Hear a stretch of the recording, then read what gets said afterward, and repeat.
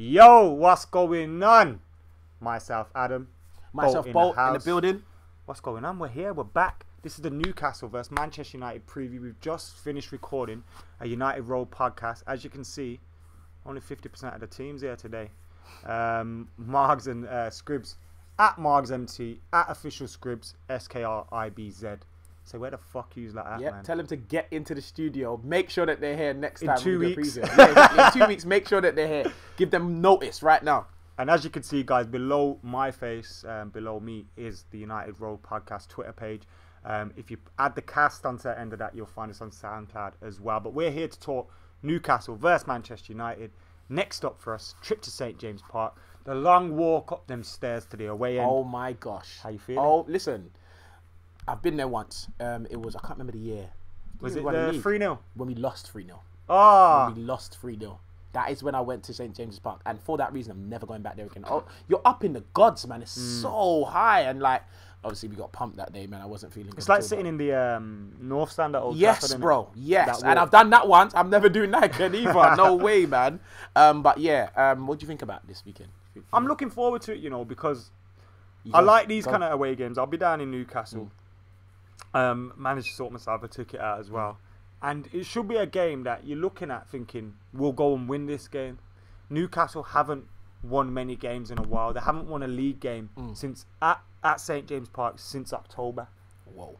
So that's November, December, January. 3 months since they've won a league game at home. So some would say the time's right to win a league game. United coming around. And that's the kind of thing that makes me feel edgy. But when you look at the form table and you look at the head-to-head, they haven't won a game in their last 5. Their last win was in the league in the cup against Luton. Newcastle aren't playing well at the moment. All of that considered, plus the fact that we are better than them. Let's not like ignore that. I feel confident in United to go there and take a victory. I don't see them causing us any trouble really. I'll be honest, I don't actually see us conceding this week. And we've won 3 out of our last 5 away games as well in the league.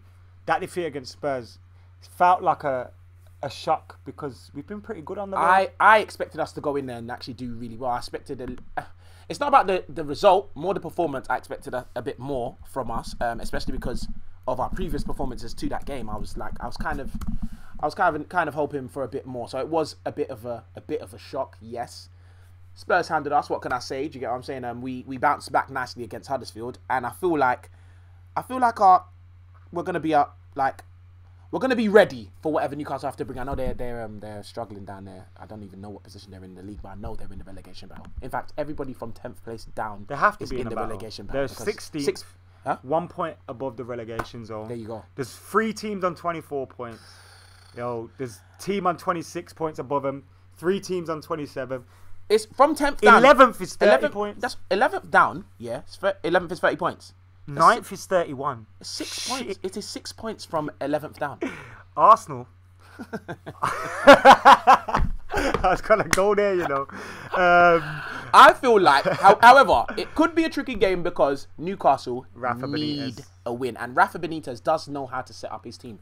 Albeit it may be defensively, but they need anything from this game. A point will do for them. But do they need to win more than we do? Well, yeah, they do. I think they need to win. We're not in a relegation. You know what I'm saying? I know. Like, God forbid we lose this game. You know, touch wood, that doesn't happen. If we lose this game, we still have a very, very good chance of finishing second. If they lose that game, they're right in the thick of. Well, they're already right in the thick of it. They're in deep shit if they lose this game. Put it that way. Most definitely. We got 2 questions on the game. First from my brother D, who's been on the weekend wrap as well. We're back on Sunday. He says McTominay to keep his place. Firstly, what have you made of his performance? Okay, I'm going to answer his question before I answer what you said. 100% McTominay to keep his place. In place of? Oh, that's a good question. Or in a midfield 3? No, in the midfield 3. Okay. I would say in the midfield 3. So Matic, him, and Pogba. That's what I would do. I would have. Where do you see him playing in that? In the future or now? No, like do you see him as the one behind Matic or just in front of Matic? He's definitely got to be just in front of Matic, and then obviously you know where Pogba goes and where Pogba is everywhere. But so Matic, the deepest, then Scott, and then Paul in that midfield 3. However, what I've made of Scott McTominay's performances, this guy keeps it simple, but he's very effective in a sense that he's passes most of the time are actually forward if you watch his game. His delivery is very, very good. I feel that the kid is strong. I haven't seen his shot yet, but he's had some solid performances, man. He hasn't lit the world alight. Like, he hasn't set the world on fire, rather. You know, he hasn't been excellent, extravagant. Yeah, he isn't someone that, like, this is the point. Someone tweeted me yesterday, like, do you feel stupid now because you never rated McTominay? And it's like, firstly, what I said about McTominay was, he surprised me in terms of his involvement with the first team, because when I watched him in the 23s and that, he doesn't, you know, like Andreas Pereira, or he doesn't stand out. They stand out. He doesn't stand out. You think, rah, he's amazing, but his skills are very subtle. Yeah. Pass, move, relax, stay where you are. Andy Mitten tweeted saying he could be Jose Mourinho's Darren Fletcher. I feel like that's a good call, actually. I feel like and not that he's got the passing ability yet, or I haven't seen much of it. He is a young Michael Carrick, this guy. He doesn't do much. You won't see him get the ball, beat 3 men, and slap a screamer top bins. Do you get what I'm saying? But pass, move, relax. He's a very good positional player. He's always in the right position, receiving the ball. He's never afraid. He always shows for the ball as well, which is what I really like. I think the kid has got a bright future with Manchester United. And shout out to Jose Mourinho and all the Jose Mourinho haters who believe that he doesn't blood youngsters, because Scott McTominay came straight through the Manchester United academy. You see, apparently Fergie telling him to play him at the memorial. It was a commemoration. That was so funny. Apparently Sir Alex was saying to him, you need to play that kid more. you need to play that kid more, Jose. And Jose kind of just patted him on the cheek and said, kind of like, old man, shut the fuck up. All right, boss. Yeah, you've done your thing, boss. So it's my time now. Just let me have my time. But yeah, nah. If that is what Sir Alex was saying, I fully agree with Sir Alex. So D, yes, Scott should keep his place. And I've been rating his performances recently, and it just I feel so much better when a kid comes through the youth team and plays for Manchester United. Honestly, I just love it. Mustafa says, how do we get the best out of Pogba and Sanchez together in the same team? Let's talk about the teams that we want to see play against Newcastle. Okay, go on. You got your prediction? Or? I haven't got a full 11 predicted, but midfield 3 is a must for me. But the problem with that is, like we spoke about in the pod, it means Lingard or Mata don't play. Yeah. Usually. The reason I'm okay with playing a midfield 3 and Mata and Jesse both dropping out, because when I say the midfield 3, the front 3 would be Sanchez, Antony and Lukaku up top, yeah, is because, for me personally, the most important player that we need to accommodate, for me, is Paul Pogba. He brings the best out, I think the midfield 3 brings the best out of him, and he brings the best out of our team. Now, Jesse is a very good impact player. We saw it this season against Burnley, I think it was, when we were 2-0 down, and he came on and he completely changed the game. Not just did he get 2 goals, he didn't only just get 2 goals, rather. His movement, he just disturbed them the whole second half. And I feel like that was a proper Manchester United performance because of the introduction of Jesse Lingard in that second half. So I think he can do so well off the bench. I don't think the kid's going to complain at all, because he's never been a first team player 6, 7, 8 games in a row. So I don't think he's going to complain too much about getting game time, because he will get game time. Mata, he's played a lot of games this season, has Mata not? Yeah, like I said earlier, in the attack. Second most. Top 3 are Lukaku, Mata, Rashford. That's what I'm saying. Mata's second. So, is he going to complain about being dropped out of that team? And when I say dropped out, I mean rotated. It's where you get those, and I think it's where you get those minutes. And I think in the big games, in which games, it's always Mata and Lingard who can be dropped. I think, and it's kind of unfair because they make us tick. They're probably the 2 players that make Manchester United tick. When you look at Lingard, he's the only player that struck up a relationship with Sanchez yet. And it's in a short space of time, he's such a baller, he can play with him. Like, he's on that. And it's crazy that they're kind of always the 4 guys, but they are the guys that make us tick. So is that why Jose has been forcing this 4-2-3? I remember you saying something about him. That's the reason he's got the... No, that's why I think it is. Like, because I think it's all clear to see Pogba's best in a front in a 3. Yeah, but he doesn't do it. Jose's not stupid. So is it? It's got Jesse. You can't. Or is it how bad the defense is? So you need 2 in front of them. You definitely need 2 in front of the defense that we have now. And I think the partnership of Chris Smalling and Phil Jones, that can work against Huddersfield. That can work against the bottom 10 in the Premier League, which is probably why this weekend Thanks, Dan. I don't see this weekend. I don't see a change in the centre back partnership. I see it being Chris Smalling and Phil Jones. I'd love to see Marcos Rojo because I prefer him as centre back anyway. But it's going to be Chris Smalling and Phil Jones. So actually, don't be surprised if this weekend maybe we do see a 4-3-3. Maybe we might, because Newcastle, in my opinion, are not that much of a threat. So I don't think we do need two people sitting in front of those two. Because who do Newcastle have? John Joe Shelby. I can't think of anybody else that comes to my head that I think, oof, we should really keep an eye on him this weekend. And John Joe Shelby, I know he played the last game against Palace, but he's been in and out of their team. Yeah, I know. So you because don't know whether he's going to start. Rafa likes his players to do certain things, and Shelby's more of someone that will just try. He's whatever. a freelancer, yeah. Yeah, so like he gets vexed. He's more like Van Gaal, a bit Rafa Benitez in that sense. Where you have to do what he says. But that reason, tactically, he can probably do a job against us, and that does leave me a bit worried. So that worries you a little bit. Because he will have a plan, and if that works, it will be very hard to beat him. Yes. If it works. If it works. And it shouldn't against Manchester United. Because we're better. And a lot of the time, I know, of course, not just being better. Being the best team doesn't necessarily mean you win every game when you're the best team. I get that. You have to apply yourself. I think the mode we're in right now, especially after Sanchez coming in, he's getting used to playing with the boys in the Premier League. You know, he's finally playing at a club that he can express himself. I know he kind of could at Arsenal, but a lot of times I would hear a lot of fans complaining only towards the time when he was being linked with us. I'd hear him complaining, oh, you know, he doesn't stay in structure.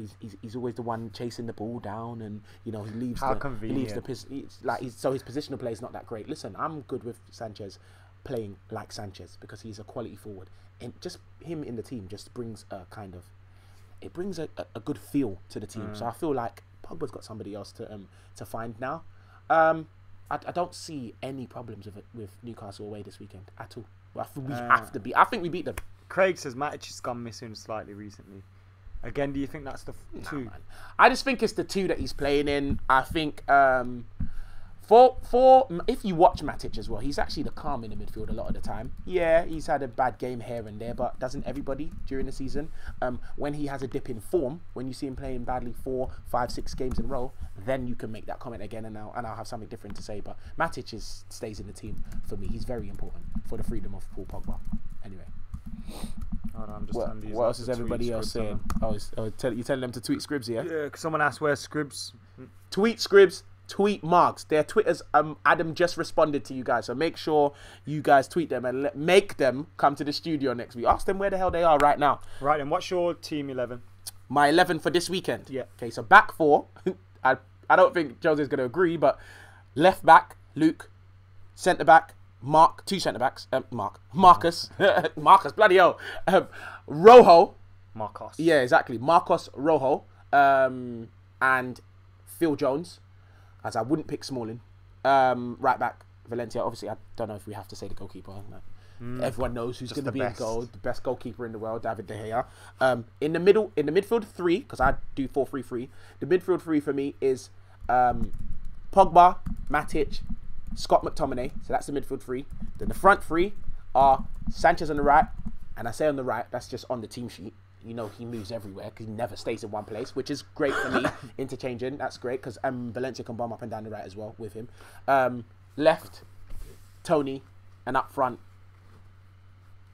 anyone else but. I don't know if I've told anyone this yet. I was playing football. Obviously, manager Lukaku up top, yeah. I was playing football manager the other day. I like your team, by the way, and I agree with most of it. But not all of it. I think your midfield was Matic, Herrera, Pogba. Yeah. No, it was McTominay, yeah. But I'd probably go with Herrera. On form, before Scott came into the team, that's the team I would pick. But yeah, so you'd probably take Scott out and put Herrera in. Nothing against Scott. Yeah. You just what Herrera brings. Yeah. But I was playing football manager the other week with Manchester United. Tried to sign Alexis Sanchez. Wouldn't have it. They wouldn't have it, bro. On a computer game. See, look, the game's fake now. Real life, Alexis Sanchez plays for us. In real life, Arsenal did stuff that they wouldn't do on a game. The game wouldn't even sell him to you. Like, oh, wow. My team is De Gea, Valencia, in the Rojo, Jones. I think Rojo, Jones were good together last season. Shaw, Matic, same defence. Matic, Herrera, Pogba, same front three. So just the only swap would be Scott for Ander. And then bring Lingard, Matter off the bench. Smalling has to play. They are a threat in set pieces. I would ask for Bolt's opinion on that, but Me and Bolt spoke about the defence in quite a lot of depth on the podcast. So you can check that out because we covered what's going on with Phil Jones and all them. SoundCloud United Road podcast and hear what myself and Adam had to say. Make about sure you that. check out that. Subscribe to United Road podcast. Subscribe to youtube.com/AdamMcKola as well. Can we do an online server for Football Manager? Whoa, let me play on my own for a bit. But actually, you know what? I'll probably get some podcast stuff going on. Let me pick out one of those questions. Yash Detani says, do you think Martial will eventually grow into a centre forward? What do you reckon? Personally, again, we spoke a little bit about what we think on the podcast. But just that, I'm not going to talk about Rashford and Lukaku. Yeah. Will he grow into a centre forward? Possibly, but no. I think he's going to stay as this left forward. He like inverted forward, kind of. Yeah. That's like a striker. But I don't. You've got to think. We hope he stays at Man United. Lukaku's the number 9. He's 24. I think Martial's staying at Man United. No, I know. But I'm saying, so if you want Martial to stay at Man United, you've got to look at Lukaku's 24, Rashford's 19, 20. Martial's 20, 21, isn't it? Yeah, it's Rashford's 20. Martial's 21. Martial, yeah. Yeah, so is Martial going to play up front more than Lukaku and Rashford? Probably not. So I think left-hand side. Interview with Martial, him actually saying it out of his own mouth, I've seen. He said, they asked him, what's his preferred position? He did say up front, but he enjoys playing out on the left. So I don't think he has a problem with wherever he plays. He says he think he would have become a number 9 under Van Gaal. Possibly, because that's where Van Gaal played him, especially when he first came through. But Van Gaal would you know what it was with Van Gaal's? Martial could stay and hang a little bit on the defence. Yeah. Now he has to make sure he's getting back in it. So it's just so it's different instructions. Different roles. Is the mic clipping? I'm not sure what's going on there. We're nearly wrapping now anyway, so do apologise about that. But yeah, we've just hit 46,200 subscribers. Get subscribing, get liking, get sharing. United Road Podcast are on Twitter, SoundCloud, iTunes. Just search for us there. Bolt's on Twitter, Boy of All Talents. It's also on Filthy Fellas, which you can find on YouTube. Hashtag Filthy Fellas. Has yesterday's episode gone back up? Yeah, Dele Ali got it taken down, you know. Got taken down, yeah. For reasons that we shall not speak about, but yeah. Before this video gets taken down. Exactly, yeah. Let's and we end up in a wormhole. Abdullah's saying he's happy that we're back every 2 weeks. He said, don't disappear for 2 months. We won't, bro. I promise you. We won't. Margs and Skribz, mate. You lot need to tweet Margs and Skribz and let them know not to be disappearing. Yeah, we are back. We're back with a vengeance. We're not going anywhere. Every 2 weeks. We never left. Every 2 weeks, we'll be here. Just trust me on that. 100%. Yeah? So there we have it, guys. That's been the preview. Score prediction for Newcastle against Man United. 2-0 to United. Manchester United. Team news again is just that Fellaini, Bailly. Sorry, Fellaini's back, innit? No, yes. Fellaini, Bailly's Latin are out. No? Yes, he is. Yeah, he is. Yeah. So those 3 are out. No new injuries on the injury front. I'm going for a 3-0 win to Manchester United. Yeah. I've had some good games there. Ashley Young's had some good games there. I can remember he was scoring a fair few goals. There was that 3-3, which was a pretty good game to watch, really game. But was frustrating. Was that under Van Gaal, that 3-3? I don't think so. I think it was just before him. No, it was under Van Gaal. Wait. Don't quote me because I can't remember. We have had some great games at St James's Park. My mind goes way back to Paul Scholes scoring a hat-trick over there, didn't he? 6-2? Yeah. Jermaine Genius scored a banger in that game, sick goal. I remember Van Nistelrooy scoring. Did he score a hat-trick over there as well? No, he scored a few goals. He scored a hat-trick. Yeah, he has scored, but he scored in that game, though, in that 6-2 game. Oh, that was a brilliant game. Yeah, Scholes scored. They went 1-0 up. Genius scored first. Was Genius first? Yeah, they went 1-0 up. That was a ridiculous goal. And then we replied with 6. Like Manchester United used to. That was when Jermaine Genius was the next, he was going to be a good player, innit? Now he's a pundit, isn't he? Yeah. But he's a decent pundit. But I'm saying that's his He's had a lot of time to practice. Exactly. I think I've played more minutes than him in the last. What are you guys' predictions? What do you think the score's saying 3-0, Mustafa 3-0, Alex Thompson 3-0, Shriram agrees with you 2-0. And has Luke Shaw extended his contract? There's rumours at the moment, Safwan, but it could happen. I hope it does. Would you sap Lukaku for Kane? Says Daniel. I'm going to say no, knowing that I really would, but it's not going to happen. So exactly, no. So there's no point of us answering that question. Lukaku's the best striker in the league, mate. Well, now. You're not going to hear anything else here. Guys, make sure you're hitting that like button, subscribing, sharing. 3-3 was Abdullah's first Newcastle away. Was it your first away? Rooney scored. Banger. Yeah, Rooney always scored bangers against them. He used to always try that chip against them as well. And that curling. Remember the volley? Yep. Yeah. After screaming at the ref, of course I remember I was sat in that. the strap for them for that, and I was sat behind it. And I remember going as soon as he was because he was screwing at the ref. Yeah. And I was saying to my dad like, why don't you just focus on the game, man? What's he doing? And then I went, don't shoot. Oh shit! It was the greatest goal ever. One of the best, probably the best volley I've ever seen in the Premier League. Thanks. Our Simpost goals at Villa though. So. Yeah, that was great. That was fantastic. And it was so nonchalant, like he just hung his leg. What about the one at Derby? And Bex clipped it into Bradford, not Derby. Bradford, yeah. Yeah, and Bex clipped it into him. That was excellent. That was sick. Scores, galore. The days. Anyway, guys, thank you for watching. Make sure you like, share, subscribe. Alex Thompson ditched school just to watch this preview. Whether you've watched this live, you've watched this after. Thank you for tuning in. United Roll podcast will be up tonight, which is Thursday night. So make sure you check that out. Bolt's on Twitter. I'm on Twitter. Follow us. United Roll Pods on Twitter. Subscribe on YouTube. We are out of here.